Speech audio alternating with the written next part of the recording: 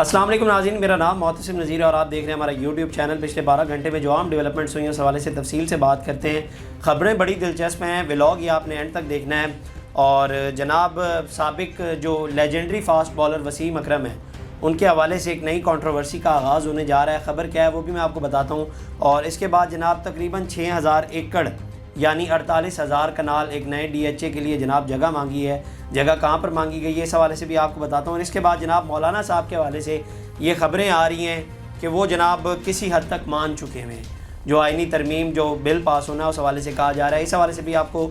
تفصیلات بتاتا ہوں۔ لیکن سب سے پہلے آغاز کرتے ہیں پاکستان اسٹاک مارکیٹ ایکسچینج کے حوالے سے۔ وہ جناب اس کا تسلسل برقرار ہے اور تیزی سے اس کے اندر اضافہ ہو رہا ہے۔ اور اس بار اگر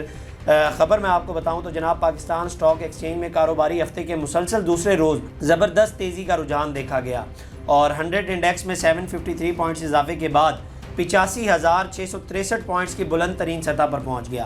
اور اب جب سے یہ الیکشنز ہوئے ہیں یہ تسلسل آہستہ آہستہ برقرار ہے اور اضافہ ہوتا جا رہا ہے، اور ماہرین کا اس حد تک بھی کہنا ہے کہ یہ 1 لاکھ کو بھی ٹچ کرے گا۔ اور اس کے بعد وزیر خزانہ کا بھی یہ کہنا ہے کہ جو انٹرسٹ ریٹ ہیں ان میں بھی اب امید ہے کہ کسی حد تک کمی واقع ہوگی۔ تو یہ ایک بڑی خوشخبری کی بات ہے اور ایک بڑی اچھی خبر ہے کہ معیشت بہتر ہوگی اور معیشت کا پہیہ جو ہے وہ آہستہ آہستہ رواں ہوتا جا رہا ہے۔ اس کے بعد آگے آ جاتے ہیں جی، جناب دنیا نیوز نے خبر دی اور انہوں نے کہا کہ جی جو مولانا صاحب کا مسودہ تھا اس کے اوپر حکومت نے جو ہے وہ حامی بھر دی ہے اور وہ کسی حد تک مان چکی ہوئی ہیں۔ چونکہ کل آل پارٹیز کانفرنس جو فلسطین سے اظہار یکجہتی کے لیے وہاں پر اہتمام کیا گیا جس اجلاس کا، جس کے اندر تقریباً سارے بڑے لیڈرز موجود تھے، مولانا صاحب، بلاول صاحب اور اس کے بعد نواز شریف صاحب، اور اس کے بعد اگر بات کی جائے دیگر بھی جو لیڈرز تھے وہ موجود تھے، جس کے اندر پی ٹی آئی نے شمولیت نہیں کی تھی۔ اور کہا یہ جا رہا ہے کہ جناب پی ٹی آئی نے ایک تو یہ تنقید بھی کی ہے، انہوں نے کہا کہ جناب یہ تو فلسطین سے یکجہتی کے لیے تو صرف ایک بہانہ ہی تھا، انہوں نے بیک ڈور پہ جناب یہ آئینی ترمیم اور یہ مسودے کے حوالے سے ہی ڈسکشن کرنی تھی۔ اور اب خبریں یہاں تک آ رہی ہیں کہ جناب مولانا صاحب کسی حد تک مان چکے ہوئے ہیں اور حکومت نے بھی حامی بھر دی ہے۔ لیکن جو مولانا صاحب جناب وہ کہہ رہے ہیں کہ اپنا 80% جو انہوں نے مسودہ ہے وہ تیار کر لیا ہے، اور اس کے بعد جناب جو 20% رہ گیا اس کو بھی وہ تیار کر لیں گے، اور اس کے بعد حکومتی سائٹ سے جو مسودہ دیا جائے گا ان دونوں مسودوں کو ملا کر ایک جو متفقہ فیصلہ ہے اس کے اوپر ایک مسودہ تیار کیا جائے گا۔ اچھا، اس کے بعد نا اب خبریں بڑی دلچسپ آ رہی ہیں اس سب کے حوالے سے۔ اب یہ ساری خبریں آپس میں انٹر لنک کرتی ہیں۔ ڈاکٹر ہشام مروت صاحب جو پاکستان کے پرانے رہنما ہیں، انہوں نے ایک ٹویٹ کیا، انہوں نے کہا کہ جی یہ بات تو گردش میں تھی کہ وزیر اعلیٰ گنڈا پور متعلقہ مقتدر حلقوں کو باور دلایا کہ ایس سی او کانفرنس کے ختم ہونے تک پی ٹی آئی کا آخری احتجاج ہوگا، لیکن مستند ذرائع اور میرا مطلب کہ بہت ہی مستند ذرائع کے مطابق کل رات یہ معلوم ہوا کہ عمران خان پر پنجاب حکومت کی 18 اکتوبر تک اڈیالہ میں کسی سے ملاقات کرنے پر پابندی بھی گنڈا پور کی اپنی مودبانہ درخواست پر لگائی گئی۔ اب یہ ایک انہوں نے گنڈا پور کے اوپر بہت بڑا الزام لگایا، اس کو میں تھوڑا سا انالائز کرتا ہوں، پہلے میں پوری خبر آپ کو دیتا ہوں۔ انہوں نے کہا کہ جی اس التجا کی وجہ یہ بتائی کہ اگر عمران خان نے اس دوران انہیں بلا کر ان پر دباؤ ڈالا کہ احتجاج کو پھر سے شروع کریں اور انہوں نے انکار کیا تو ان کی کرسی اس بار خطرے میں پڑ سکتی ہے، کیونکہ بقول ان کے عمران خان اب ان پر بھی شک کرنے لگے ہیں اور وہ اعتماد نہ رہا جو پہلے تھا۔ کل کے مراد سعید کے ٹویٹ میں بھی مایوسی کا اظہار کیا گیا۔ یاد رہے کہ مراد سعید عمران خان کی زبان ہی بولتے آئے ہیں۔ ذرائع نے یہ تصدیق بھی کر دی ہے کہ احتجاج سے پہلے یا احتجاج کے بعد گنڈا پور کی اسلام آباد میں کسی ادارے کے اہلکار یا حکومتی عہدیدار سے ملاقات نہیں ہوئی۔ یہ سب پیغامات گنڈا پور ایک پراعتماد مڈل مین کے ذریعے خود بھجوائے، کیونکہ اس بار ریاست کے سخت رد عمل کا خوف ان پر حاوی تھا۔ اب یہ بیسیکلی انہوں نے ٹویٹ کیا۔ اب اس خبر میں کتنی صداقت ہے، لیکن یہ خبریں آپس میں کچھ انٹر لنک بھی کرتی ہیں۔ اب آپ دیکھیں کہ ایس سی او کا جو اجلاس ہے وہ تو 15-16 کو ہے، لیکن خان صاحب سے جو ملاقات کی جو پابندی لگائی گئی ہے وہ 18 تک لگائی گئی ہے۔ اب آپ کو یاد ہوگا کہ مولانا فضل الرحمان نے بھی گزشتہ دنوں ایک سٹیٹمنٹ دی تھی حکومتی سائٹ کو بھی اور اپوزیشن کو بھی، کہ اپوزیشن کو کہا تھا کہ آپ کے جو احتجاج ہے نا یہ آپ ایس سی او کے اجلاس کے بعد رکھیں، اور حکومتی سائٹ کو بھی یہی کہا تھا کہ جو جناب آپ آئینی ترمیم بل لانے لگے ہیں اس کو بھی تھوڑا ڈیلے رکھیں اور ایس سی او کے اجلاس کے بعد رکھیں۔ اب اس کے اندر ایک اور ڈیولپمنٹ ہوئی، وہ ڈیولپمنٹ بھی میں آپ کو بتا دیتا ہوں جناب۔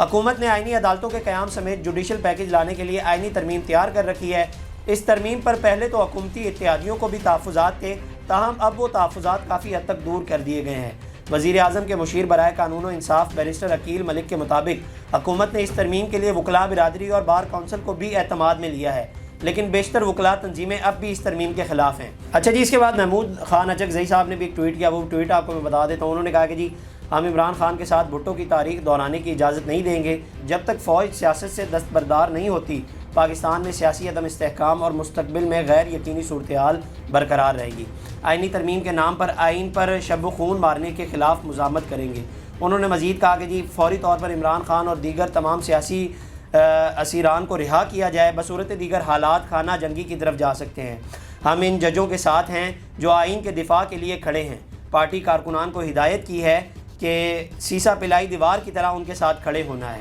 8 فروری 2024 کے انتخابات کے نتیجے میں بنائی گئی حکومت کی کوئی آئینی یا اخلاقی جواز نہیں ہے۔ بلوچستان کی وزارت اعلیٰ کا منصب بھی 6 ارب روپے میں بکنے کی خبریں گردش کر رہی ہیں۔ اور اس کے بعد جو ایک بڑی اہم ڈیولپمنٹ ہوئی ہے وہ یہ ہوئی ہے کہ جناب علیمہ خان کے حوالے سے کہا یہ جا رہا ہے کہ جو پی ٹی آئی کے اندر ہے وہ محسوس کر رہے ہیں کہ ان کو کوئی عہدہ دیا جائے، اور یہ خبریں آ رہی ہیں کیونکہ آج کل وہ جیل میں ہیں، اور یہ محسوس کیا جا رہا ہے پی ٹی آئی کے اندر سے جو خبریں ہم تک موصول ہوئی ہیں، کہا جا رہا ہے کہ جناب ان کو کوئی اہم عہدہ دینے کے بارے میں سوچا جا رہا ہے۔ اب ایک چیز اور بھی اس کے اندر، چونکہ وہ آج کل جیل میں بھی ہیں اور ان کا 2 روزہ مزید جسمانی ریمانڈ دے دیا گیا ہے، اب تک جو وزیر اعلیٰ کے پی کے ہیں وہ ان سے ملنے کورٹ روم تک نہیں آئے، حالانکہ انہیں جانا چاہیے تھا۔ ایک وزیر ہیں اور عمران خان کی بہنیں اس وقت گرفتار ہیں، اور میں نے پہلے بھی بتایا تھا کہ عمران خان کی بہنیں، ان کی اہلیہ وہ خود جیل میں ہیں، لیکن جو وزیر اعلیٰ کے پی کے ہیں وہ اس وقت باہر ہیں۔ تو یہ جو شک کی نظریں ہیں نا وہ بہت حد تک مزید ان میں اضافہ ہوتا جا رہا ہے کہ علی امین کے اوپر۔ اور لیکن اگر علیمہ خان کو دے دیتے ہیں کوئی عہدہ، تو جو خان صاحب ماضی میں یہ اسٹیٹمنٹ دیتے تھے، خاندانی سیاست کی بڑی مخالفت کرتے تھے، تو ان کے اوپر کافی تنقید کی جائے گی اس کے بعد، چونکہ خان صاحب ماضی میں کہتے تھے کہ یہ جو نون لیگ ہے یہ خاندانی جو سیاست ہے اس کو برقرار رکھا ہوا ہے، اور اس کی وہ بڑی مخالفت بھی کرتے تھے۔ تو اگر یہ جو کہا جا رہا ہے کہ علیمہ خان کو کوئی عہدہ دیں گے، تو اگر ان کو عہدہ ملتا ہے تو اس کے بعد جناب خان صاحب کے اوپر تنقید بہت زیادہ کی جائے گی۔ اچھا جی، اس کے بعد آ جاتے ہیں ندیم افضل چند صاحب نے ایک ٹویٹ کیا، انہوں نے کہا کہ عمران خان کی بہنوں سمیت تمام خواتین کو رہا کرنا چاہیے جو بھی اسلام آباد والے واقعے میں گرفتار ہوئی، پلیئر سیاست کو اس نہج پر لے کر نہ جائیں۔ اب یہ تو عمران خان کی بہنیں بھی گرفتار ہیں، اور دوسری جانب زرتاج گل صاحبہ جو ہیں وہ بھی اس وقت گرفتار ہیں، اور ان کے حوالے سے جو نظر بندی ان کی جانی تھی، جو عدالت نے آرڈرز دیے ہیں، انہوں نے کہا کہ فوری طور پر ان کی جو نظر بندی ہے اسے ختم کیا جائے، تو یہ عدالت نے آرڈرز دیے ہیں۔ اچھا جی، اس کے بعد اب آ جاتے ہیں جو ڈی ایچ اے کے لیے 6000 ایکڑ یعنی 48,000 کنال کی جو جگہ مانگی گئی ہے، یہ بیسیکلی کراچی سے ایک باہر ایریا ہے، ہاکس بے، وہاں پر یہ جگہ مانگی گئی ہے، اور اس حوالے سے عدالت میں کیس لگا ہے، اور فی الوقت تو انہوں نے اسٹے دے دیا ہے، لیکن خبر کے حوالے سے پہلے میں آپ کو بتا دیتا ہوں۔ بیسیکلی ڈان نے یہ رپورٹ کیا، انہوں نے کہا کہ سندھ ہائی کورٹ کے جسٹس صلاح الدین اور جسٹس امجد علی پر مشتمل 2 رکنی بینچ نے ڈی ایچ اے کو ہاکس بے میں 6000 ایکڑ اراضی کی الاٹمنٹ سے متعلق سندھ حکومت کے مجوزہ منصوبے کے خلاف دائر درخواست پر سماعت کی۔ گزشتہ سماعت میں 2 رکنی بینچ نے صوبائی حکومت کو کسی بھی اتھارٹی کو اراضی کی فراہمی اور قدیم گوٹوں کو لیز کرنے سے متعلق سرکاری پالیسی فراہم کرنے کا حکم بھی جاری کیا ہے۔ اس کا تھوڑا سا میں بیک گراؤنڈ آپ کو بتا دیتا ہوں، اس کے اوپر ابھی تک تو جو اسٹے لگا دیا گیا، اور عدالت نے کہا ہے کہ جناب کچھ دیر رک جائیں، یہ نہ ہو کہ آپ پیچھے سے دے دیں۔ اس کے حوالے سے جناب تقریباً 9 جون 2024 کو ڈی ایچ اے نے اپنی توسیع کے لیے سمندر کے سامنے مزید جو 6000 ایکڑ زمین مانگی تھی، یہ بھی اس وقت بھی ڈان نے یہ رپورٹ کیا تھا۔ انہوں نے کہا تھا کہ جناب سندھ ڈیفنس ہاؤسنگ اتھارٹی کی جانب سے شہر قائد میں سمندر کے سامنے 6000 ایکڑ اراضی الاٹ کرنے کی درخواست پر غور کر رہی ہے۔ ڈی ایچ اے نے شہداء کے خاندانوں، مسلح افواج کے اہلکاروں کو ریلیف فراہم کرنے کے بنیادی مقصد کو پورا کرنے کے لیے اپنی ہاؤسنگ اسکیم کی توسیع کے لیے